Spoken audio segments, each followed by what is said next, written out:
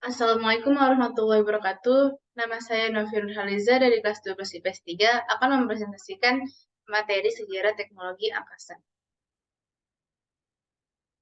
Teknologi ruang angkasa, Amerika Serikat dan Uni Soviet berlomba untuk mencapai angkasa. Persaingan diawali dengan peluncuran Sputnik 1 oleh Uni Soviet pada tahun 1957. Pada awalnya, perlombaan antariksa ini adalah sebuah perang dingin antara Amerika Serikat dan Uni Soviet, yang masing-masing selalu ingin menjadi yang pertama. Istilah ini muncul pertama kali pada tahun 1957, tepatnya pada tanggal 4 Oktober, ketika Uni Soviet berhasil meluncurkan sebuah satelit tanpa awak bernama Sputnik 1. Peluncuran itu sangat mengejutkan Amerika Serikat. Sputnik 1 juga menjadi awal gimana teknologi luar angkasa bisa berkembang seperti hingga saat ini. Soviet cukup ambisius. Sebulan setelah Sputnik 1, mereka kembali meluncurkan satelit bernama Sputnik 2, yang kala itu diawaki seekor anjing bernama Laika. Namun, misi kedua Soviet itu gagal. Sputnik 2 meledak dan Laika tewas.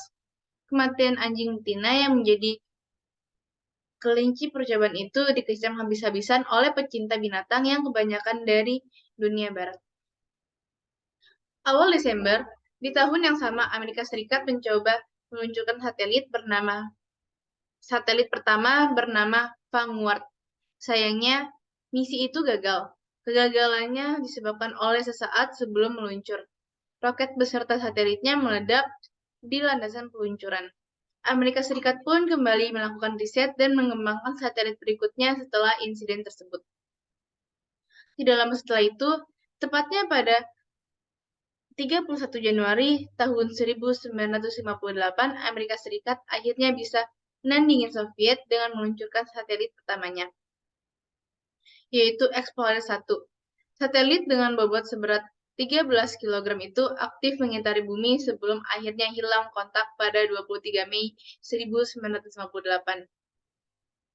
Balas-membalas misi luar angkasa itu terus berlangsung hingga puncaknya, yaitu meluncurkan manusia keluar angkasa, namun lagi-lagi Soviet lebih dulu dalam melakukan hal itu. Pada bulan April 1961, Uni Soviet berhasil mengirimkan manusia pertama keluar angkasa, bernama Yuri Alexeyevich Gagarin, dengan mengendarai kapsul Merkuri 7. Kapsul Vostok 1 berhasil mengitari orbit bumi selama beberapa jam.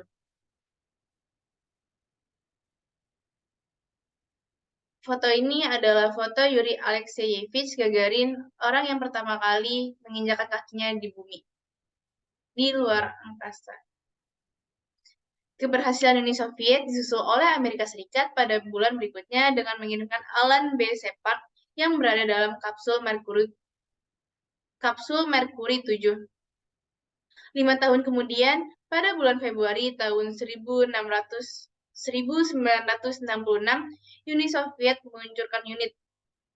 meluncurkan Lutnik 2 dan berhasil mendarat di permukaan bulan. Di tahun yang sama, Amerika Serikat juga berhasil mendaratkan angkasanya di permukaan bulan. Puncak prestasi dicapai oleh Amerika Serikat ketika berhasil mengirimkan Neil Armstrong dan Edwin Aldrin sebagai manusia pertama yang menginjakkan kakinya di bulan melalui misi Apollo 11 yang diluncurkan pada 19 Juli 1968.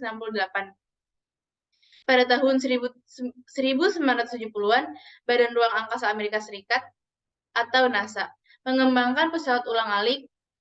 Dasar pengembangan pesawat ini adalah misi ulang-alik berbiaya lebih murah karena hampir seluruh komponennya dapat dipergunakan kembali untuk misi selanjutnya. Ini adalah gambar astronot Amerika Serikat, yaitu Neil Armstrong dan Edwin Aldrin.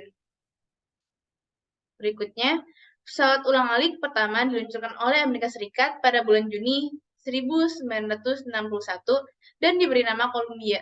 Pesawat ulang-alik tidak sepenuhnya berhasil dengan baik karena pada tahun 1986, pesawat ulang-alik lain yang diberi nama Challenger meledak pada saat peluncurannya.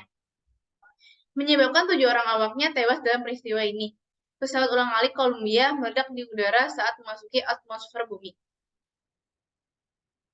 Indonesia tercatat sebagai negara ketiga sesudah Amerika Serikat dan Kanada yang menggunakan satelit domestiknya. Domestiknya sendiri yang diberi nama Palapa A1 dan diluncurkan pada bulan Juli 1976. Kemudian menyusul satelit Palapa B2 yang merupakan satelit Palapa generasi kedua yang berhasil diluncurkan pada Juni 1983.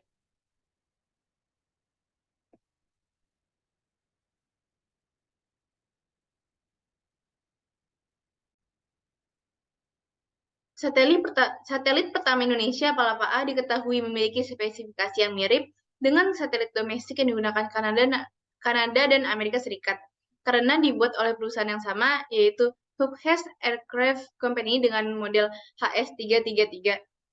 Palapa A memiliki 12 transponder dengan kapasitas setara 6.000 sirkuit suara, atau 12 saluran televisi warna, memiliki masa aktif hingga 7 tahun dengan tinggi satelit 3,41 meter, diameter 1,9 meter, dan berat saat peluncuran sebesar 574 kg. Satelit Palapa A dikendalikan dan dioperasikan sepenuhnya oleh Perumtel, yang sekarang disebut dengan Telkom, dengan area coverage satelit Palapa meliputi Indonesia dan Asia Tenggara yang meliputi Singapura, Malaysia, Thailand, dan Filipina.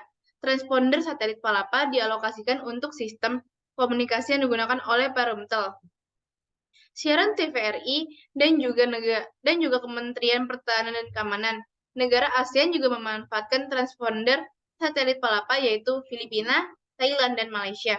Atas peluncuran satelit Palapa ini, Indonesia diketahui merupakan negara pertama di Asia dan negara ketiga di dunia yang mengoperasikan sistem komunikasi satelit domestik atau SKSD menggunakan satelit GEO setelah Amerika Serikat dan Kanada. Palapa A1 menjadi SKSD pertama di Indonesia yang memberikan layanan telepon dan faksimili antar kota di Indonesia. Lalu, SKSD juga berkembang menjadi infrastruktur utama pendistribusian program televisi nasional. Palapa A1 menjadi tonggak sejarah satelit Indonesia yang kemudian diikuti dengan satelit-satelit lainnya. Cukup sekian presentasi saya tentang sejarah teknologi angkasa ini. Kurang lebihnya mohon maaf. Wassalamualaikum warahmatullahi wabarakatuh.